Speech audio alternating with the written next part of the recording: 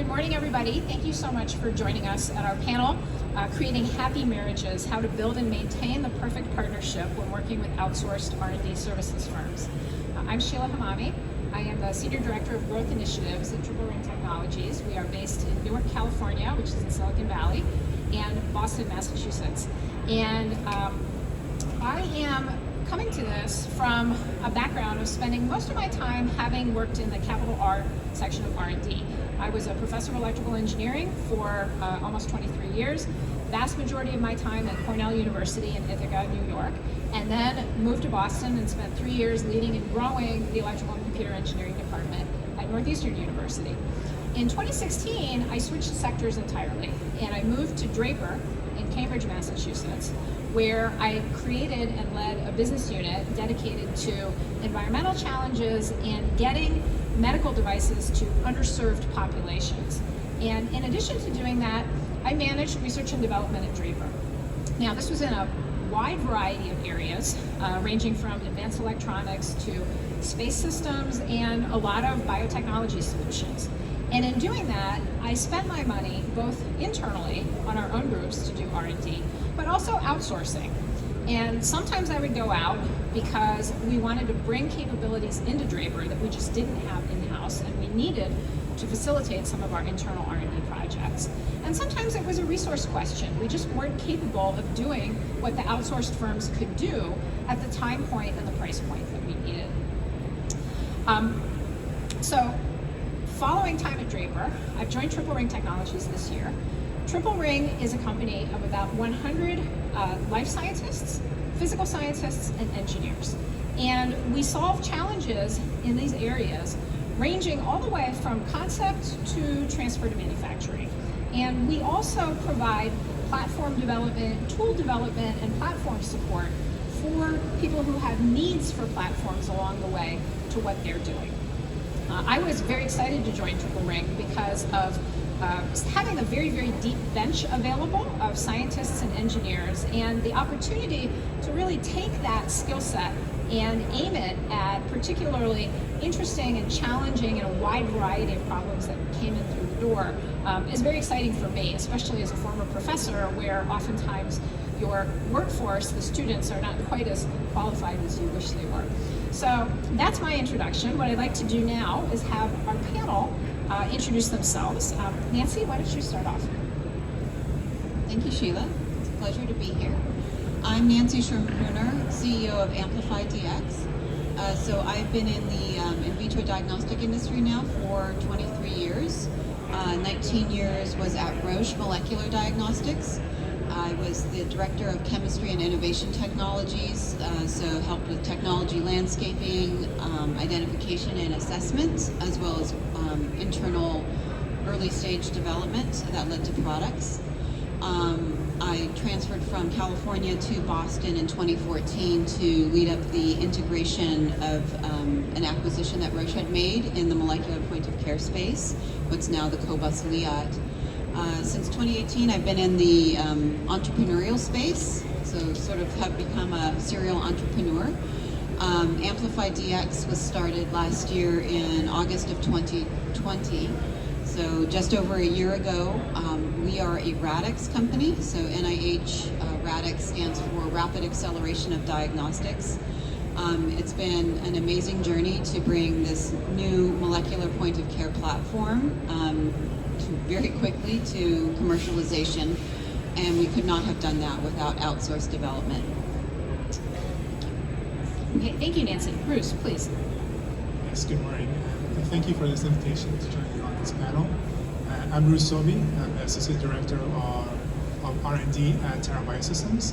Terra is a startup actually based right here in Manhattan on the east side.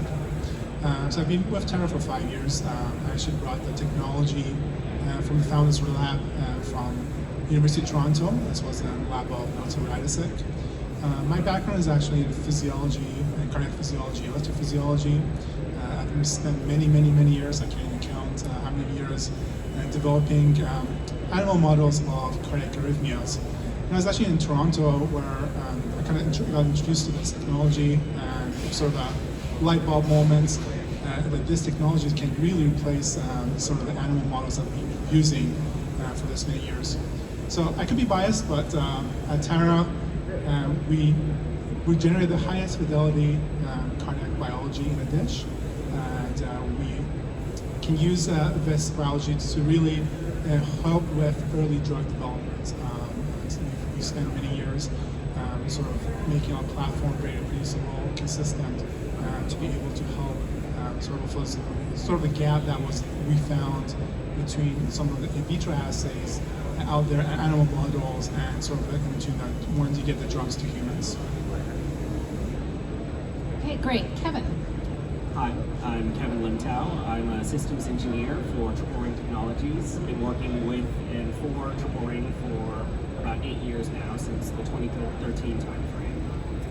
Very recently, a couple years back, I moved out here to the New York area, from Silicon Valley, to work for a company called Diagnostics, working on their blood glucose meter line, the contour line that used to be part of Bayer, and also working to develop their continuous glucose monitoring solution as they look to have the future for the entire diabetes space.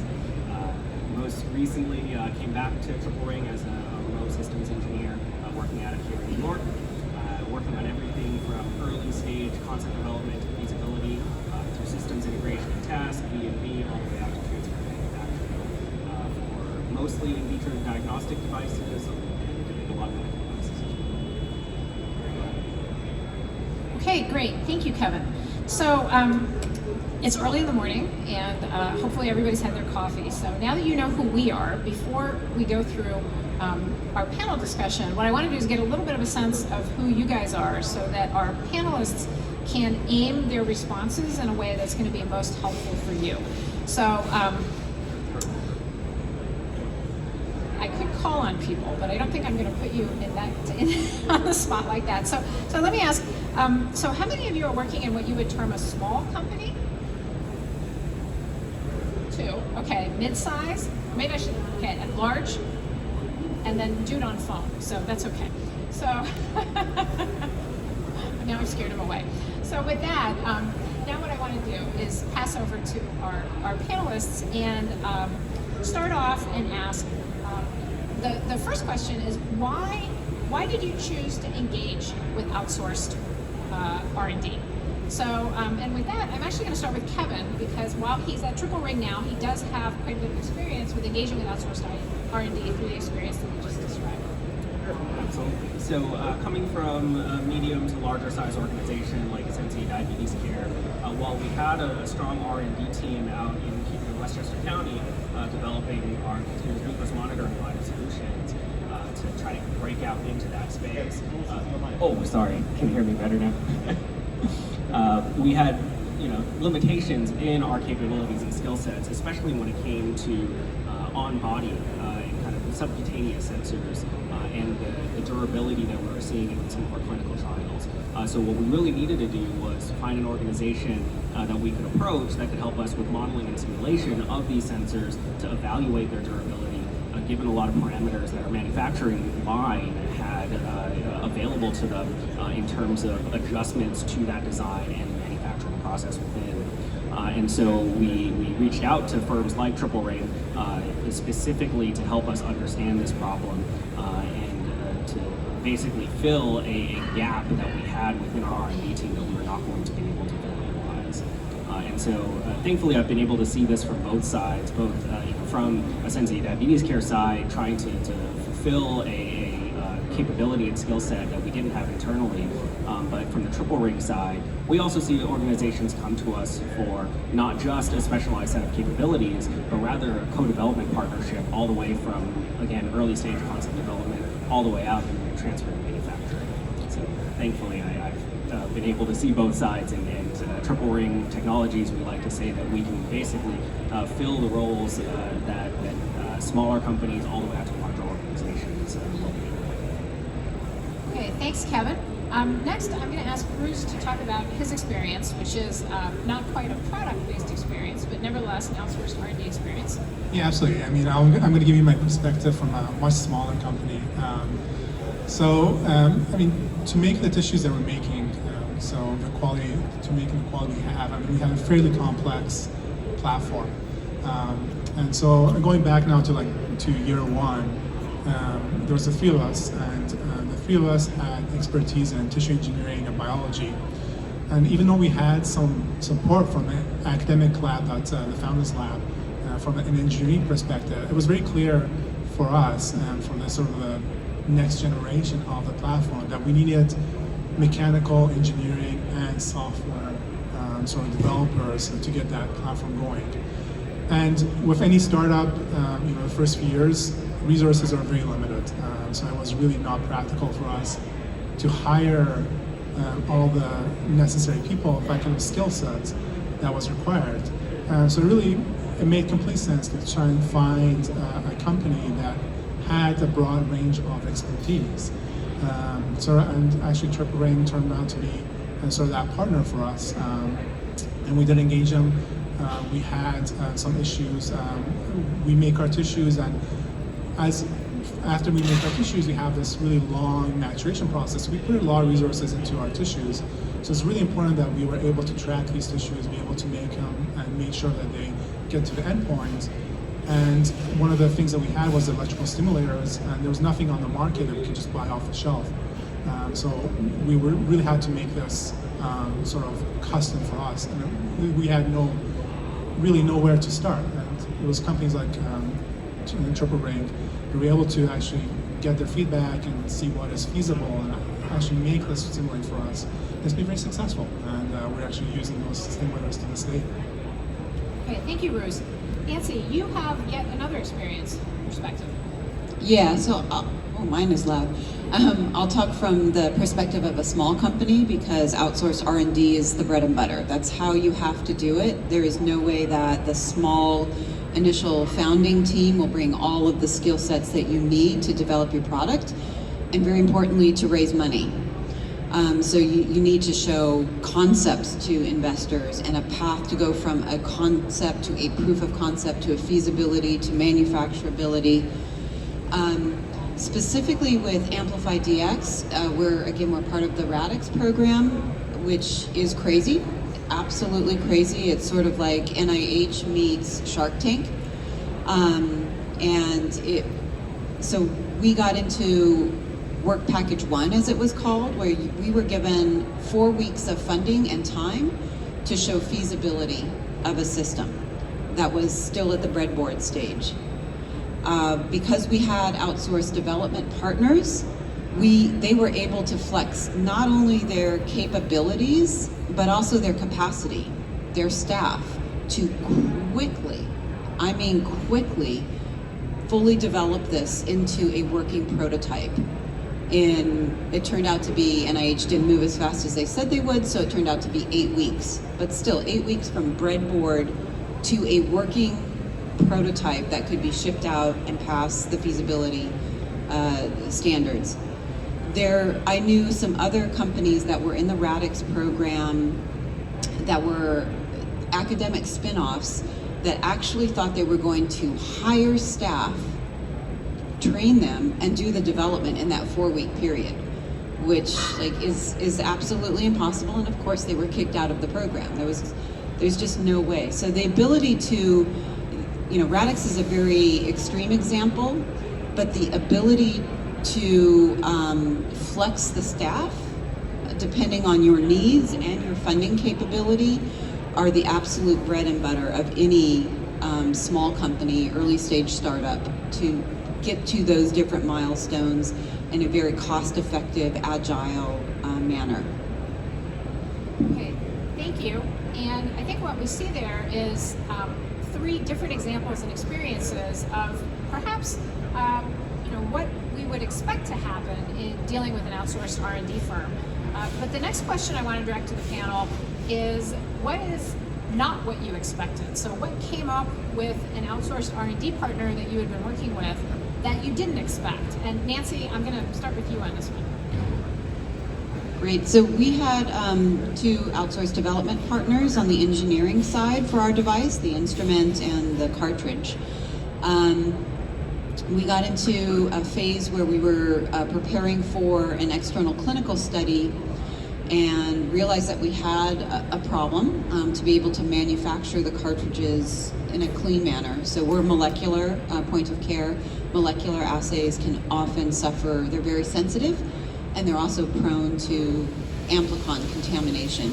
So we had unfortunately run into an amplicon contamination issue, and we were planning to move into Triple Ring, who, in addition to offering the engineering services, also has incubation services. They have phenomenal incubator space with biosafety level 2 and 2+ labs.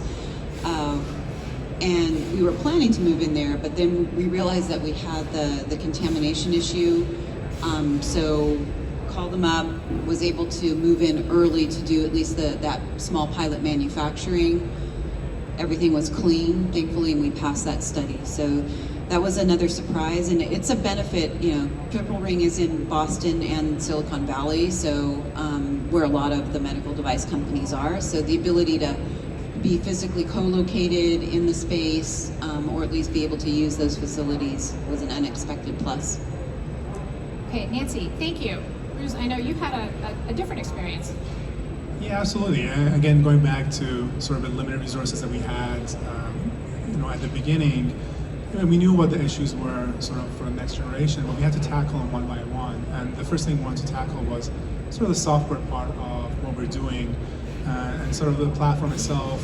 We're tracking motion in the tissues, and the algorithm that we had that came from the founders lab, it was working, but it wasn't working to sort of what we wanted to. So we started the process of trying to find an external vendor. Initially, I think we identified 6 out of a dozen software vendors that had really expertise in motion tracking. And when talking to Triple Ring, we found they could do the software, and they had expertise in motion tracking, but they also had expertise in other parts of the platform that they could help us down the road. And that was actually really intriguing to us. We wanted to gain someone for a sort of long-term collaboration. So if you understood our software and they understood our platform as well, so they could help us with the platform. I think that turned out to be a sort of a surprise when we just went out there looking for software, that they also had this other expertise that they could help us with. And we did end up engaging in different parts of the platform for a second generation. And that turned out to be very successful. We're still using some of those platforms that we developed at Triple Ring to this day at Terra. Okay. Kevin, would you like to add something? I'll be brief about it. I guess the only thing I'll add, thank you for the stories and experiences, is that hopefully there are several things that you learn that are a little bit unexpected when you come to an outsourced R&D firm. The reason being is that Triple Ring Technologies, we don't like to see ourselves as an example as a contract manufacturer, that you provide a design and you just expect that design to get replicated over and over and turned out, where you hope things are much more regimented. When you partner with an outsourced R&D firm, the expectation is that you're coming in with a lot of unknowns when it comes to certain experiences with a particular technology that you're hoping to kind of foster an outside experience for. And so what we see a lot of the times, for my example, in sensory diabetes care, is we learn a lot about subcutaneous sensors and where stresses are formed. That really informed a lot of things that we just didn't know about that design space. In a very kind of pleasant experience to know, how we needed to adjust and modify our designs to better help manufacturing and durability moving forward. Okay, thank you, Kevin. So we've talked about sort of the outsourcing R&D from an abstract perspective. Why did you do it? What came up that was unexpected? But I think as everybody's alluded to, these are not necessarily relationships where you just add water and stir and everything is magical and 3 puffs of smoke come out and there's your device. So it is like any, going back to our title, happy marriage. It requires work and input from both sides. So the next question that I want to pose to the panel is, how do you structure a working relationship with an outsourced R&D partner for success? Because that is just, we've all worked with vendors that things have gone south. So on this, I want to ask Kevin to speak first, because this is something that he's exceptionally good at. I appreciate the words of confidence there. I'll say that one, encouraging aspect, I suppose, of the pandemic is that working relationships with an outsourced R&D firm become almost a lot easier nowadays than they have been in the past.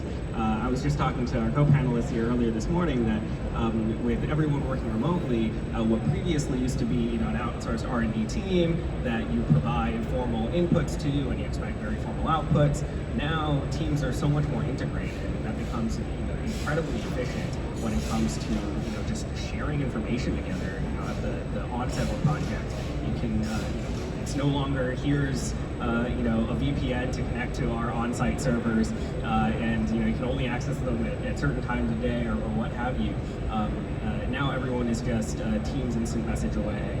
Everyone's using the same box folder structures or share files. It becomes so much easier to collaborate and be efficient in these kind of co-development efforts. Okay. Rooz, do you want to add anything? Yeah, sure. From my perspective, communication I think is key to sort of these successful partnerships with R&D, especially with complex problems such as ourselves. We had weekly meetings, and on top of additional to the weekly meetings, we had direct access to the engineers that were working on our projects, and we could communicate back and forth if any issues came up. And it was really during those weekly meetings that we could see where we are, how much the project is accomplished, are we actually meeting our goals, what else needs to be done, was there any surprises as they worked on it that were unanticipated that we could tackle. But again, this was prior to the pandemic. I think it's become a lot easier. It's in everybody's vocabulary. I think Zoom, from 4-year-olds to 9-year-olds, everybody knows what Zoom is. It's just a lot easier nowadays, but even back then, having Zoom meetings and calls and emails back and forth were really helpful. Nancy? Yeah, I would echo communication is key, aligning interests and expectations, planning for the oops and having a buffer in your timeline. Those are all important to make it more concrete. So AmplifiDx is the legal manufacturer. We're responsible for setting the specifications. We will do the registration with the FDA and other regulatory bodies. So we own the product. We have to say what needs to be built, how do you test for that it passes. We're using some, in addition to Zoom, we're using some cloud-based tools to manage the product, and we're getting into life cycle management.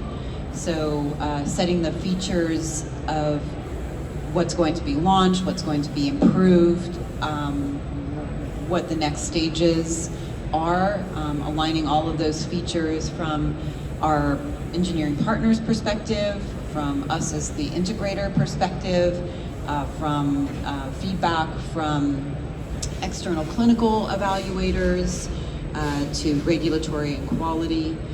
We put all of those into Smartsheet so that we can assess and prioritize the features for that product lifecycle. Okay, so communication and smart management, I think, is the theme that's coming out here.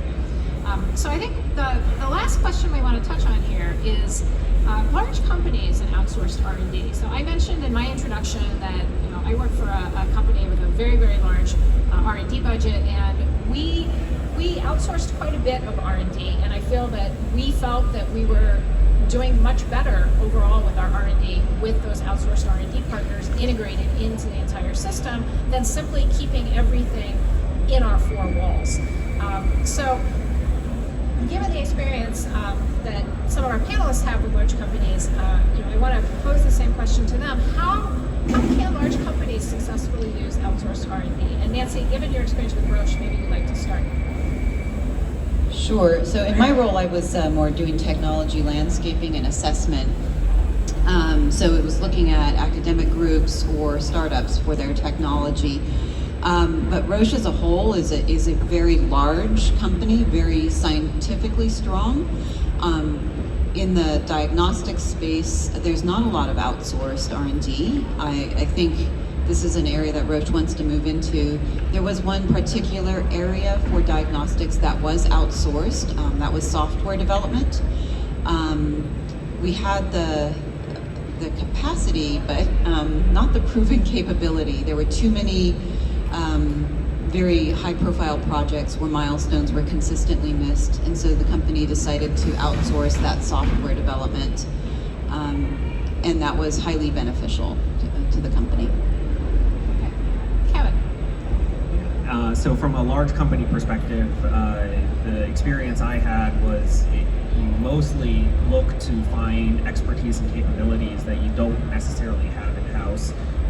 Again, even though our R&D team, just the R&D for group was about 100, 150 people strong, there's always going to be gaps where you have to find skill sets that you're just not going to be able to hire and have on site full time. And so that flexibility really becomes a powerful tool to find outsourced R&D firms that you can, very specifically target the partnerships that you want to further your development goals. And so I think that's what we find most commonly in triple ring technologies partnerships with larger firms is kind of capabilities and expertise that we can kind of fill those roles. The hope is that we can also work throughout the development process, but again, for larger companies, I think we find that filling those skills and expertise is really a key element of our relationships. Okay, thank you, Kevin. So this is a panel discussion, and thus far only our panel has discussed. So what I'd like to do now is open the floor to questions or comments for that matter. We can turn this into a robust discussion. So please feel free to direct a general question to the panel, or if there's somebody specifically that you would like to call something out, then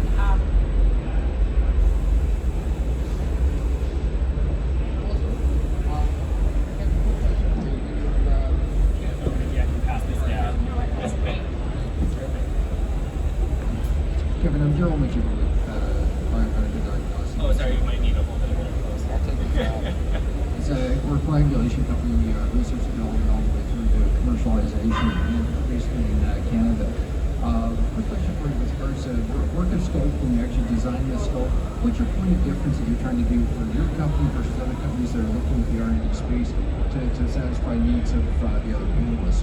What are you really trying to set up? What is your point of difference, and what is the key factor that they're looking for at the beginning part of the stage? I understand the nurturing stage as you walk through the process, but what are they really looking for up front? All right. Yeah, absolutely, and maybe I can confirm. It sounds like you were wondering how you set up kind of boundaries of scope when you're working with an outsourced R&D firm. Is that correct? I guess throughout the development life cycle. Boundaries are one point, but the point is, how do you have a point of difference? What are you looking for? How do you satisfy their needs up front so you can nurture the process as you go through the process? Oh, okay. To repeat the question, it's how do you nurture kind of the upfront work, early maybe concept development stages to make sure that you're on the right path all the way through the various phases of the development life cycle, all the way out to transfer to manufacturing and beyond. Right, and a point of difference versus your competition that they're also be looking at. Oh yeah, absolutely. And so the reason I've loved working for and with triple ring technologies for the past decade of my career has been the fact that we are very strong in the early stages of concept development.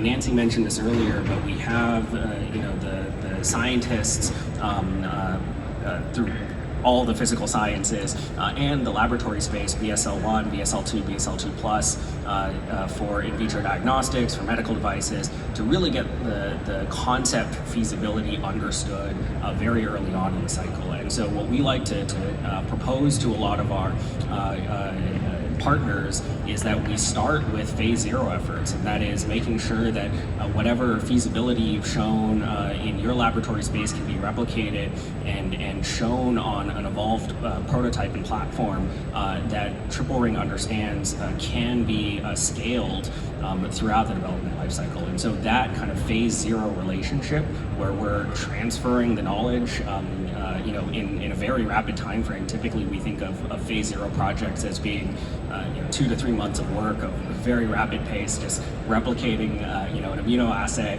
on our bench, showing that we have the capacity to run it, showing that we have the capacity to develop, say, the microfluidic platform that is going to run that immunoassay. And I apologize if it's a very IVD-focused example, but we really try to focus on those kind of concept feasibility and prototyping efforts to make sure we have line of sight towards all the later phases of the development life cycle.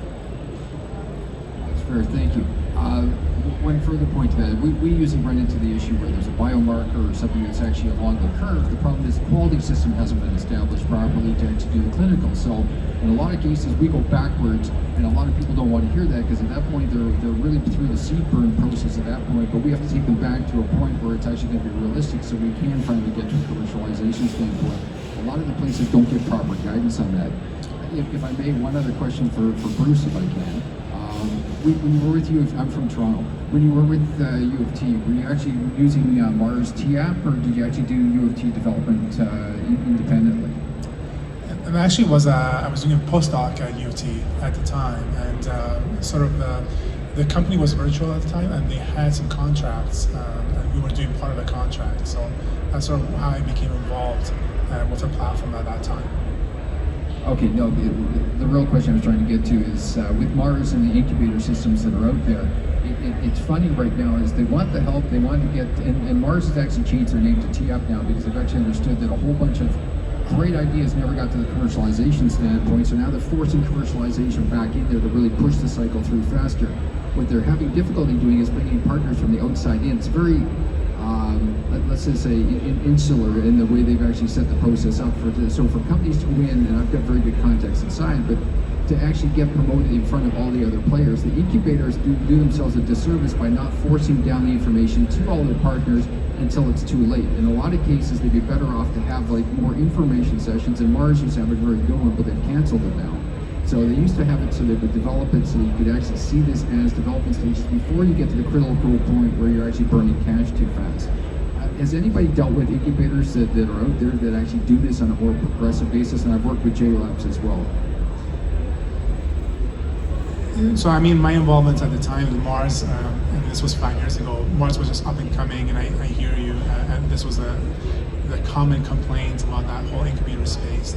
It wasn't really, there's a lot of exposure, there wasn't a lot of partnership that was coming in, and I think there was a lot of frustration at the time.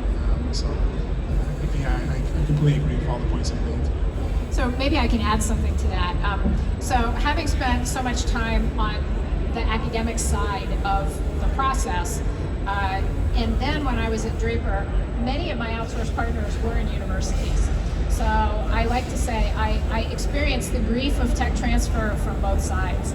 And this is actually something that I've brought to Triple Ring to address exactly what you have brought up, that, you can't, it's not a clean handoff that all of a sudden, congratulations, you graduated from your incubator, here's the little rolled piece of paper, now go forth and succeed. That the concepts of sort of pragmatic engineering input way earlier in the process than companies typically get them in incubators, I think can exponentially increase the speed to either successfully commercializing or pivoting or folding, right? There's a lot of resources that are spent on sliding backwards because people make decisions with their best skill possible, but they just don't have skills to make those decisions. And I think that incubators are now very good at recognizing that technology startups coming out of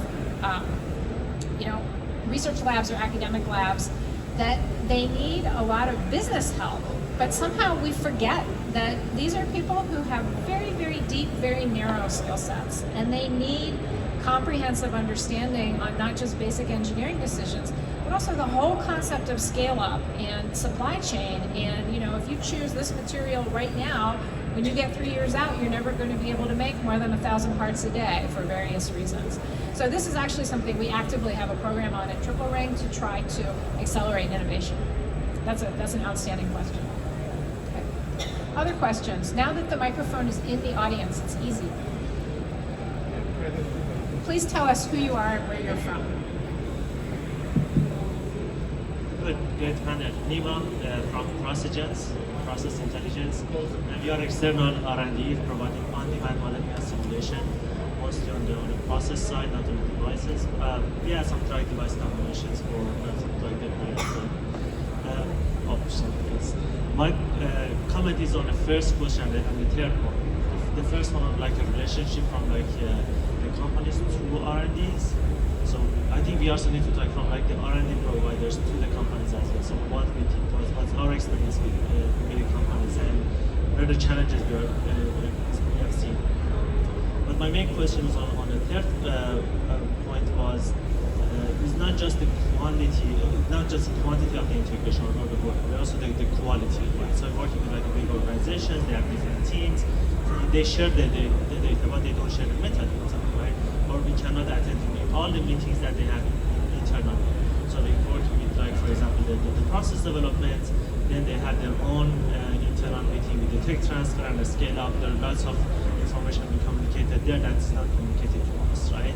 Then we have to, work back and forth and ask more questions, and getting involved in all part of the organization, which internally causing some like kind of political conflicts for them. And at some points we have to have some uncomfortable discussion that your scale-up team is not doing that in a proper way. Then the scale-up team, they say, you know what, I don't like this guy. This is part of your job. Don't want to work with you, and everything falls apart. My question is how you kind of improve the quality of this working relationship and the kind of like a kind of hierarchical level. If you're starting from like your R&D lab, can you bring the management to like higher level people to have this umbrella of, hey, the other part of the organization also should work in this. Everyone is working for a solution to have for the critical mission of the company. So I'm going to say one thing and then hand off to Kevin, and the others may have something to add, which is, I think one thing that we have identified is the real importance of having a single point-to-point contact, right? So there is one person at the company who is communicating, possibly even on a daily basis, with the person at the outsourced R&D firm. And it is their job to make sure that those situations that you are describing are, if not wholly preventable, at least substantially mitigated. Because if nobody owns the relationship, then it's very easy to kick it. Okay, so Kevin, maybe you want to add something. No, I think that's very well said. My first manager when I came to Triple Technologies had the best example, which is the one neck to grab, being the most important element of any relationship between an outsourced R&D firm and our clients, is really having that consistency in personnel all the way through the process. And what we like to have is dedicated systems engineers working on any given project that we have that are helping that project move along from the early stages of the development effort all the way through system integration and test, through verification and validation and transferring manufacturing. And that emphasis on systems engineering, as a systems engineer myself, I'm just always excited to see kind of that emphasis at a company like Triple Ring Technologies, because you need that kind of systems mindset and understanding to help translate the very early stage science all the way through your kind of engineering and contract manufacturing, and have that kind of robust documentation set that is guiding you through that entire process. I think that's so important. And when we think about internal initiatives at Triple Ring Technologies, not to maybe dive too far into the weeds, but understanding who my audience is for the systems documentation I put together is really the other engineers on my own team, to say this is what outputs I need from electrical design, from mechanical design, to make sure that we're gearing up and we're ready for the verification step immediately thereafter. Okay, so do you guys want to add something? I think you probably do. I think you spoke to an issue that happens whether you're not outsourcing or you are outsourcing. When you're developing complex systems that go through a life cycle from concept all the way to production, maybe obsolescence at some point, but we're focused on the early stage, getting it into commercialization. We're developing complex systems. Systems have multiple parts. Each part can fail or work, or it's complex because they interact with each other. So there's finger pointing. Absolutely happens.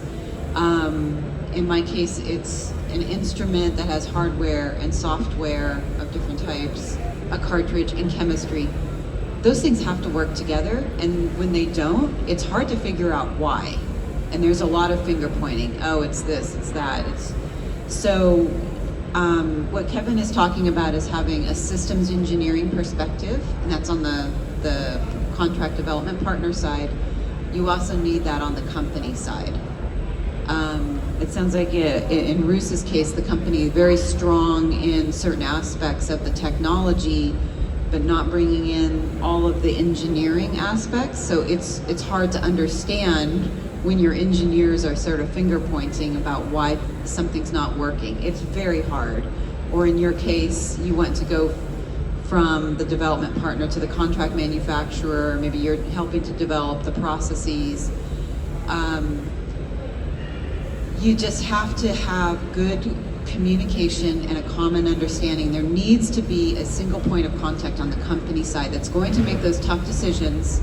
They might be wrong because it's hard to understand, but you have to make a decision. You have to have one person that's making that and owning that. Yeah, I'll echo that. I mean, from the perspective of we were working and being the point person, there's a lot of work on my part and my company to make sure there's buy-in from everybody else as we're advancing, so there's no surprises, and we get to a point where we have a product and the management's like, this is not what we were expecting. So I think for relation to work, we both sides need to work and communicate, and then internal communication I think is the key as well, to make sure that what we set out, the goals that we set out, we're actually meeting those goals. Okay, so I think we've reached the end of our panel time. I want to thank our audience very much. People are around, so if you have questions that you didn't want to ask in public or follow-up questions, you can find us at the Triple Ring booth, which is 1104 off in the corner in that direction. We'll be here for this today, and a couple folks will be here tomorrow as well. So thank you again very much for coming, and have a lovely day today.